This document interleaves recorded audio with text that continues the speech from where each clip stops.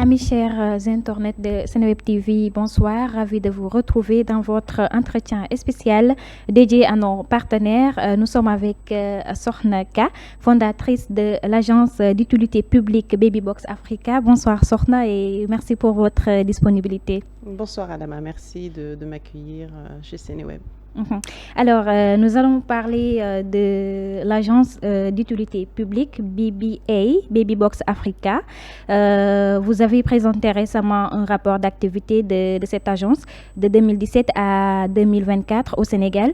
Je précise que Babybox Africa est un concept qui œuvre pour l'amélioration des conditions de vie, de la mère et de l'enfant au Sénégal.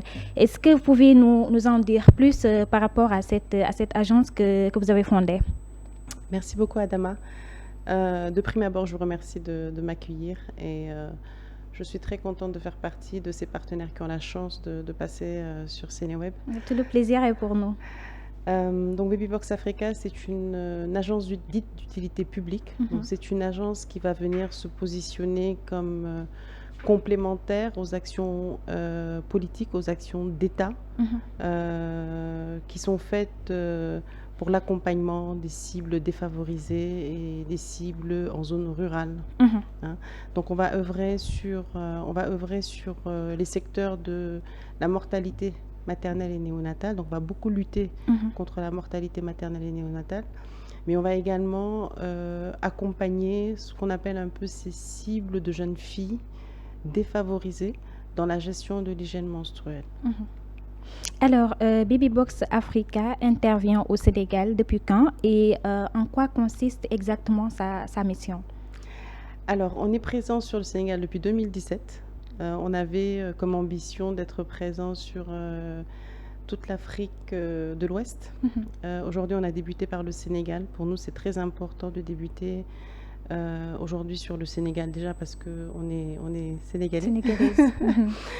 Et que pour nous, le Sénégal est vraiment vecteur dans les projets novateurs. Et c'est vrai que Babybox Africa est un projet qui va aligner, je dirais, les objectifs étatiques et les objectifs, je dirais, de fondation, de structure à travers leur RSE. Donc l'idée, c'est vraiment de concourir ensemble aux besoins, je dirais, sanitaires en matière de santé, en matière de social, et d'aller vers des actions où toutes les parties prenantes vont être présentes. Donc pour nous, la mortalité maternelle et néonatale, elle est très importante en tant que femme et en tant que très maman. Intéressante, voilà, en tant que femme et en tant que maman et en tant que citoyenne aujourd'hui du Sénégal. Pour nous, la croyance, c'est que l'État ne peut pas tout faire et qu'en tant que citoyen, on a cette responsabilité sociale d'aider notre prochain. Et donc c'est vraiment important d'aider son prochain, bien sûr. Exactement. Et aujourd'hui, on sait que les chiffres de la mortalité maternelle et néonatale ont baissé, mais il reste encore des efforts à faire. Et pour nous, les efforts doivent se faire dans la sensibilisation et dans l'accompagnement de ce qu'on appelle aujourd'hui les couples mère-enfant. S'agissant de l'accompagnement de la gestion de l'hygiène menstruelle, aujourd'hui, on sait qu'il y a beaucoup de politiques d'accompagnement et de soutien de la rétention, ce qu'on appelle la rétention des jeunes filles à l'école. Pour nous, la gestion de l'hygiène menstruelle est importante parce qu'aujourd'hui, plus de 43% de jeunes filles manquent l'école. C'est un taux d'absentéisme, oui, à cause de, je dirais, de mauvaises gestion de l'hygiène menstruelle. Donc pour nous, c'est hyper important d'être également présente auprès de cette cible-là. Mais qu'est-ce qui est à l'origine de l'intervention de Babybox Africa au Sénégal? Comme je vous le disais, les chiffres sont quand même assez importants. On se dit qu'il faut, nous également, concourir aux efforts étatiques. Donc en toute humilité, on essaie de se positionner en tant que fondation, en tant qu'agence d'utilité publique. Et puis il y a le fait aussi que en tant que femme, comme je vous disais, quand on voit la mortalité maternelle et néonatale, à un moment donné, on doit se poser la question en tant que citoyenne sénégalaise, qu'est-ce que je peux faire? Qu'est-ce que je peux faire pour aider? Qu'est-ce que je peux faire pour accompagner? Comment je peux sensibiliser, hein? Donc c'est vraiment ça. Vous l'avez souligné tout à l'heure, malgré les nombreux efforts consentis dans la lutte contre la mortalité des enfants de moins de 5 ans, l'Afrique continue quand même de faire face à ces défis. Du point de vue stratégique, comment Babybox Africa envisage-t-il de contribuer à la lutte du taux de mortalité maternelle, néonatale et infantile au Sénégal? Mais en s'alignant aux politiques de l'État. Nous, on va venir en complémentarité. Ça veut dire quoi? Ça veut dire qu'on ne va pas travailler seul. On va travailler avec l'État. Aujourd'hui, on a des conventions avec certaines agences d'exécution. On a des conventions avec certains ministères qui nous permettent vraiment d'avoir les bons objectifs, de les présenter aux différentes structures qui nous font confiance du secteur privé et ensemble aller vers des objectifs dits d'utilité publique. Donc c'est vraiment ça aujourd'hui notre point fort. C'est celui de ne pas intervenir sans données étatiques. Aujourd'hui, on ne peut pas intervenir sur des questions de santé, sur des questions sociales, sans avoir un alignement avec l'État. Ça, c'est vraiment pas possible. Sinon, on le ferait, mais on n'atteindrait pas des objectifs. Vous l'avez dit tout à l'heure, les partenaires, vous travaillez en collaboration avec qui, par exemple? Alors, on a eu à travailler avec le ministère de la Santé, donc la direction Santé Mère-Enfant. On souhaiterait une nouvelle collaboration. Aujourd'hui, on a un partenaire stratégique qui s'appelle le CNDN, donc le Conseil national de développement de la nutrition. Nous, on va beaucoup emmener la nutrition sur nos actions parce que la nutrition est une bonne porte d'entrée, la nutrition du couple mère-enfant, de la maman en grossesse, de l'enfant, du nourrisson. Également la nutrition de la jeune fille. Aujourd'hui, quand on parle de gestion de l'hygiène menstruelle, ce n'est pas uniquement un manquement de matériel, ce n'est pas un manque de sensibilisation, d'apprentissage, des bonnes pratiques, mais c'est aussi parfois un manquement à la bonne nutrition de l'adolescente. Donc on a une convention depuis déjà 5 ans avec le CNDN sur lequel on compte beaucoup. Donc on n'intervient jamais sans le CNDN, et le CNDN a des bureaux aujourd'hui régionaux un peu partout au Sénégal. Et partout où on va intervenir, on va vraiment s'appuyer sur le CNDN et sur ces agences d'exécution. On est en phase de signer un partenariat avec le ministère de l'Éducation, donc on est très content. C'est une très bonne nouvelle. Voilà, parce qu'en fait... c'est dans quel cadre? Dans quel cadre? Alors, c'est dans le cadre de l'accompagnement de la rétention des jeunes filles à l'école. Il faut savoir qu'il y a une section genre au sein du ministère de l'Éducation. Voilà. Et donc, l'idée, c'est vraiment pareil, de travailler vers les objectifs de l'État en termes d'accompagnement des jeunes filles. Et donc, pour nous, cette convention-là, on en est très, très content. On remercie... au passage, vraiment, le ministère de l'Éducation. Et l'idée, c'est vraiment de travailler en étroite collaboration avec cette section genre-là. Hormis le ministère de l'Éducation nationale, est-ce que vous souhaiteriez également nouer des partenariats avec les autres ministères ou les secteurs privés ou les autres ONG, par exemple? Alors, on souhaiterait évidemment nouer des partenariats avec toutes les autorités compétentes. Et on travaille vraiment là-dessus. Donc, vous avez le ministère des Solidarités, la famille et les Solidarités. Pour nous, c'est hyper important. Puisque vous travaillez sur des questions féminines, oui. D'égalité sociale. D'égalité sociale aussi. Oui. Quand aujourd'hui, on fournit des kits qu'on appelle Beauty Box à des couples mère-enfant qui comportent un certain nombre d'articles de première nécessité pour la mère et l'enfant dès la naissance jusqu'à ses 2 ans. Ce serait pertinent de travailler avec le ministère. Complètement, parce que là, on vient un peu boucher, si je peux me permettre, certaines inégalités sociales. Quand aujourd'hui, on fournit, outre le package de sensibilisation à ces populations vulnérables, à côté des kits de l'hygiène menstruelle, aujourd'hui, c'est aussi lutter contre des inégalités sociales. Donc pour nous, c'est hyper important. On va également beaucoup sensibiliser sur la lutte pour la protection de l'environnement, pardon. Il faut savoir que nos kits sont des kits made in Sénégal, qui sont faits ici par des GIE. Donc ça, c'est hyper important, que ce soit le kit pour les couples mère-enfant ou le kit de gestion de l'hygiène menstruelle. Voilà. L'idée, c'est Justement, vraiment aussi de promouvoir le savoir-faire local. Hein, justement, j'allais vous poser cette question sur les kits. Vous avez, durant vos activités, procédé à la distribution des box, des kits pour améliorer le bien-être des femmes et de leurs enfants. Pourquoi la distribution de ces kits-là et de quoi est composé ces kits? Mais pour combler les inégalités. Aujourd'hui, quand vous avez dans le kit de Judo Box, vous allez avoir un kit de literie, vous allez avoir un kit de l'hygiène pour maman et bébé, les premiers soins, vous allez avoir un kit d'éveil et stimulation, etc.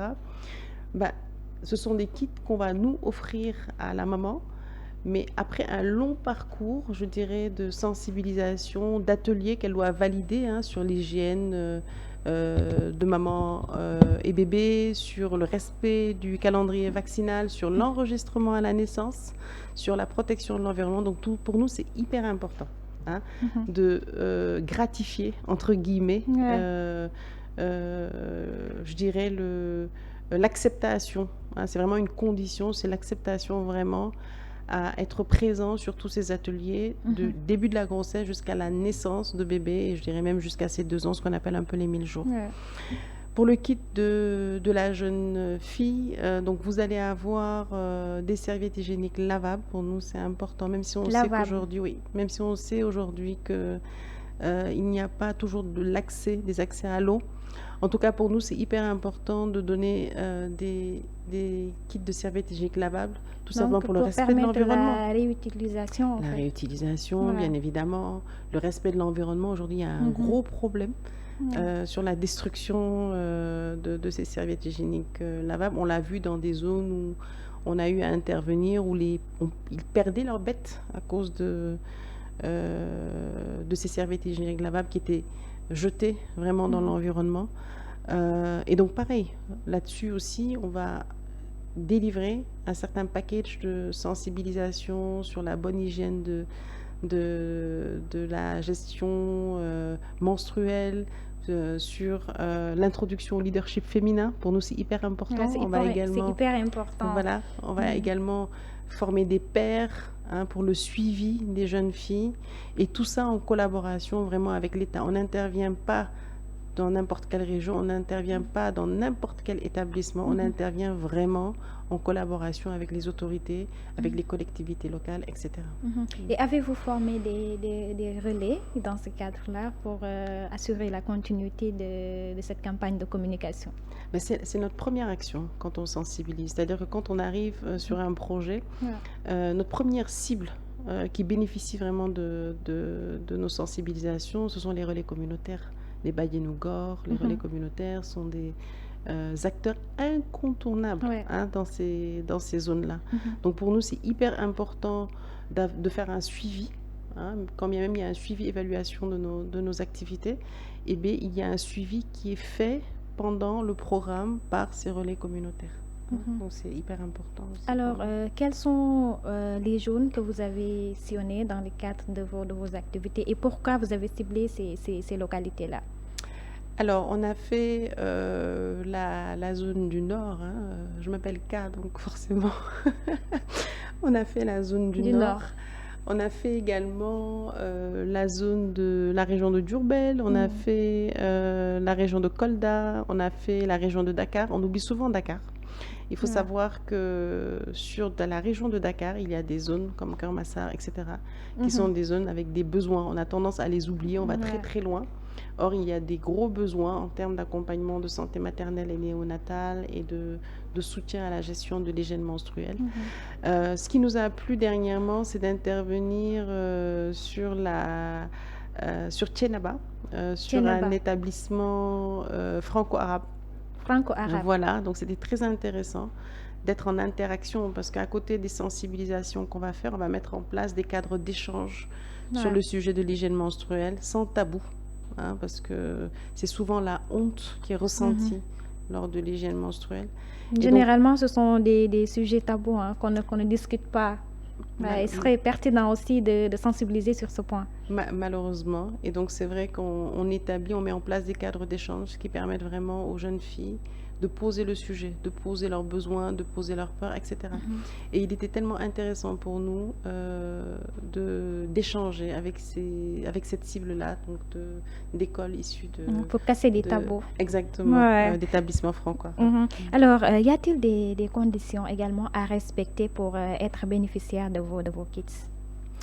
Mais déjà, il faut être enrôlé par l'État. Donc, c'est-à-dire qu'on va, comme je disais, dans une zone que l'État a identifiée comme une zone de besoin. Donc, ça, c'est une première des choses. La deuxième des choses, c'est vraiment, comme je vous disais, les kits ne sont donnés qu'en fin de programme. Donc, il y a tout un programme de sensibilisation C'est un processus. oui, c'est tout à fait un processus. Par exemple, quand je parle de la Judo-Box, donc qui est destinée aux couples mère-enfant, donc il y a un certain nombre de visites pré- et postnatales à faire. Il y a un carnet de vaccination. C'est important, les carnets de visite. Exactement. Les visites prénatales. Oui, il y a l'acte d'état civil. Si vous n'enregistrez pas votre enfant vous ne serez pas bénéficiaire. Vous ne serez pas bénéficiaire. Donc, c'est ça, c'est pertinent parce que ça va pousser beaucoup les parents à l'enregistrement, à enregistrer leurs enfants dès la naissance. Hein. Bah oui. Et c'est un problème, hein, c'est un problème. Est-ce que vous intervenez également dans ce domaine-là, dans l'enregistrement des nouveau-nés à l'état civil? On était en phase de signer une convention avec l'ANEC. Malheureusement, ça s'est pas fait, mais on lâche pas. Vous envisagez d'intervenir dans ce domaine? Oui, parce qu'en fait, il y a une sensibilisation faite autour de ça. Donc, pour ça, il faut l'accompagnement de l'ANEC. Nous, on ne sait pas faire. Donc, on a besoin, nous, on peut sensibiliser, mais il faut vraiment que les agences soient présentes auprès de nous. Dans le domaine de la nutrition, ils sont présents. Dans d'autres domaines, ils sont présents pour l'enregistrement à l'état civil. On manque encore d'accompagnement par l'agence. Mais on va relancer tout ça de toute façon. Et l'idée, c'est vraiment que chaque parent, parce qu'on accompagne dans la parentalité, se sente responsable de l'enregistrement à la naissance de son enfant et le fasse, l'effectue. Sans enregistrement à la naissance, on ne peut pas parler d'éducation, parce qu'on ne peut pas construire assez d'établissements scolaires, tout simplement. C'est important. Donc, c'est hyper important. Oui, parce qu'il y a des enfants qui ratent des cours, il y a des enfants qui abandonnent l'école à cause de ce problème-là. Donc, c'est un problème qui est là, qui est réel, vraiment. Aussi. Alors, ici, je voudrais vous demander un peu sur les stratégies de communication que vous adoptez pour sensibiliser les communautés. Et cette réussite-là que vous avez, les résultats que vous avez présentés montrent que vous avez réussi pratiquement cette campagne de sensibilisation. Maintenant, quels sont les facteurs qui ont poussé à la réussite de votre campagne de communication? Alors, nous, on va faire beaucoup, évidemment, de communication communautaire. Il est important de faire des communications, par exemple, sur vos supports comme Sénéweb, parce qu'on souhaite aujourd'hui vulgariser, on souhaite avoir plus de partenaires qui nous accompagnent, on souhaite être entendus, on souhaite faire des plaidoyers, donc c'est hyper important.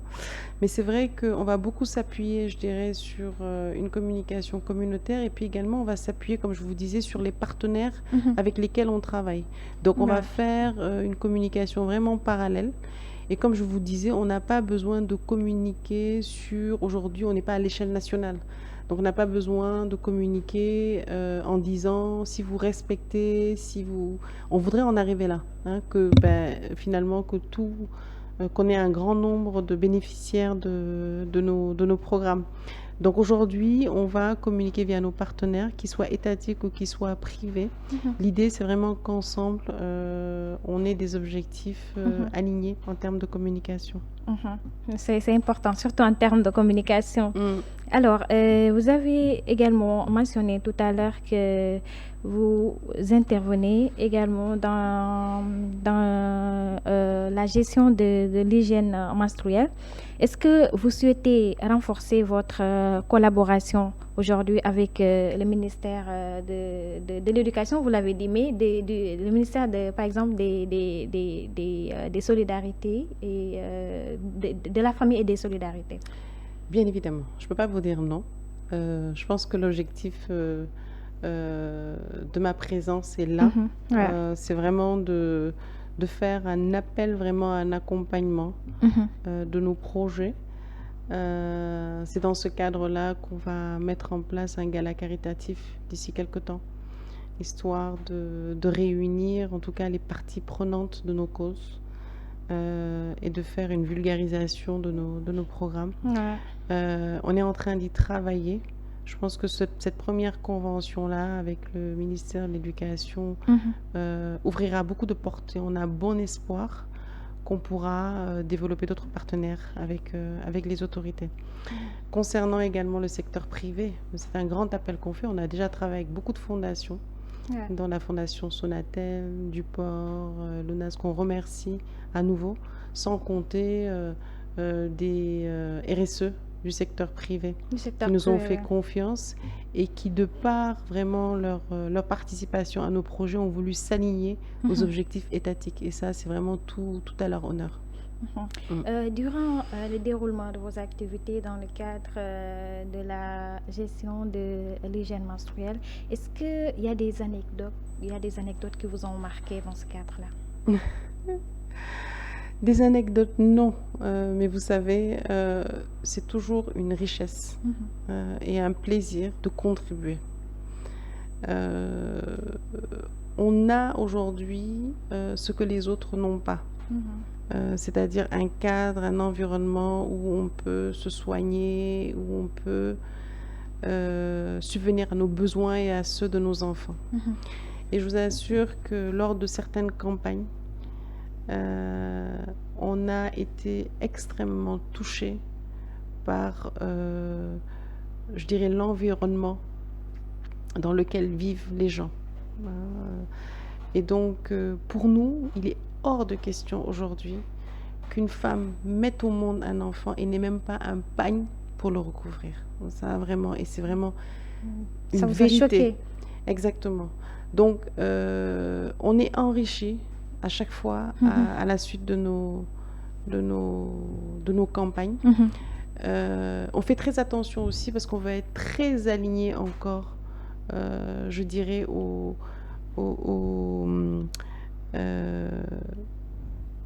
politiques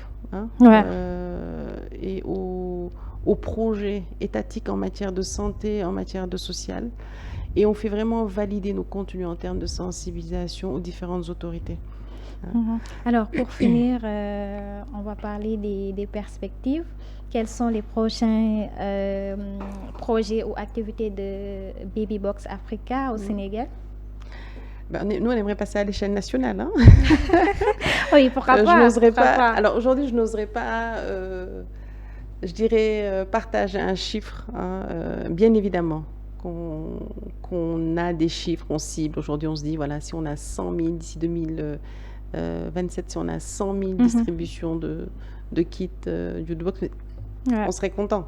Mais c'est encore très faible. Aujourd'hui, vraiment, l'idée, c'est qu'on puisse être présent partout en dans Afrique. toutes les régions, d'abord au Sénégal, dans toutes les régions, et puis après ailleurs, s'il le faut, mais déjà élargir, voilà, c'est ça. Mais c'est pas le cordonnier mal chaussé. Il faut vraiment qu'on serve d'abord les besoins de notre pays.